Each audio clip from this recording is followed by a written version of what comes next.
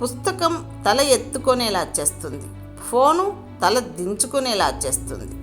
Petrol rate పెరిగినా పొట్ట పెరిగినా రెండింటికి ఒకే చికిత్స, సైకిల్ వాడటం. హృదయం ఎన్నిసార్లు గాయపడినా మనసుకు నచ్చిన వారిని ఎప్పటికీ మర్చిపోదు. కారణం, హృదయానికి నటించడం తెలియదు, తప్పించడమే తెలుసు. అందరి కష్టాలలో అండగా నిలబడే వ్యక్తికి కష్టం వచ్చినప్పుడు తోడుగా నిలబడడానికి ఎవరూ ఉండరు. ఈ మాట చేదుగా ఉన్నా పచ్చి నిజం. ఒక పువ్వు తన ప్రక్కన ఉన్న పువ్వుతో పోటీ పడాలని ఆలోచించదు, అది కేవలం వికసిస్తుంది. చెట్లు లేని 1,00,00,000 రూపాయలతో కట్టిన ఇంటికంటే 4 చెట్లున్న పూరి గుడిసె అందంగా ఉంటుంది. కొన్ని బంధాలు అనుకోకుండా వచ్చేస్తాయి, మనిషిని మనస్సును మైమర్పిస్తాయి. అంతలోనే గాయాలను చేసి జ్ఞాపకాలుగా మారతాయి. తీయని తేనెనిచ్చే తేనెటీగలు కూడా సమయమొస్తే కాటు వేయక మానవు. తీయని మాటలు చెప్పేవారు హనీతో పాటు హానిని కూడా తలపెట్టవచ్చు. తగు జాగ్రత్త వహించండి. మన సంతోషం కన్నా మన మనసుకు నచ్చిన వాళ్ళు సంతోషంగా ఉన్నారనే భావన మన మనసుకు ఎక్కువ సంతోషాన్ని ఇస్తుంది. మనిషి అందంగా ఉంటే సరిపోదు, మనసు అందంగా ఉండాలి. చదువు గొప్పగా ఉన్నా సరిపోదు, చక్కటి సంస్కారం ఉండాలి. ప్రజలే వేర్లు, ప్రభుత్వమే ఫలం. వేర్లు తీయగా ఉంటేనే పండు తీయగా ఉంటుంది. డబ్బును బట్టో స్థాయిని బట్టో ఎప్పుడూ గర్వపడకు. ఎందుకంటే జీవితం చదరంగం లాంటిది. ఆట ముగిశాక రాజు బంటు చేరేది ఒకే పెట్టెలోకే. అప్పట్లో మనిషి వయస్సును చూసి మర్యాద ఇచ్చేవాళ్ళు. ఇప్పుడు మనిషి వెనుక ఉన్న డబ్బును చూసి మర్యాద ఇస్తున్నారు. ధనమున్నవాడే గుణవంతుడు అవుతున్నాడు, దరిద్రుడు అవుతున్నాడు.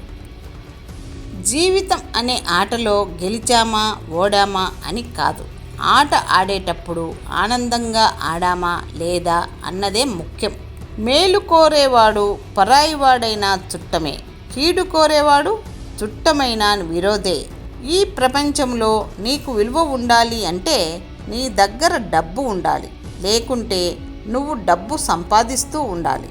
నీ దగ్గర డబ్బు లేకపోయినా, నువ్వు డబ్బు సంపాదించకపోయినా ఈ ప్రపంచంలో కాదు కదా, నీ ఇంట్లో కూడా నీకు విలువ ఉండదు. గుర్తుకు రావడం గొప్ప కాదు, మరవకపోవడం గొప్ప.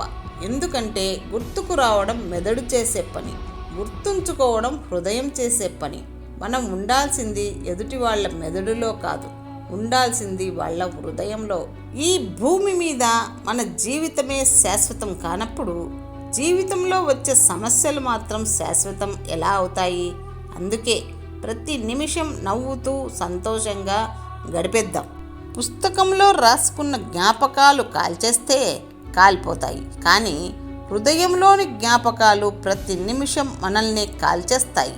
అవసరం ఉన్నా లేకున్నా ఒకేలా ఉండటం నేర్చుకోవాలి.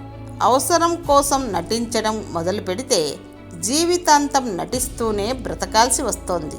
మనసుకి దెబ్బ తగిలితే చాలా నొప్పిగా ఉంటుంది, కానీ దెబ్బ మీద దెబ్బ తగిలితే మాత్రం మనసు చచ్చిపోయి మనిషి మాత్రమే మిగిలేది.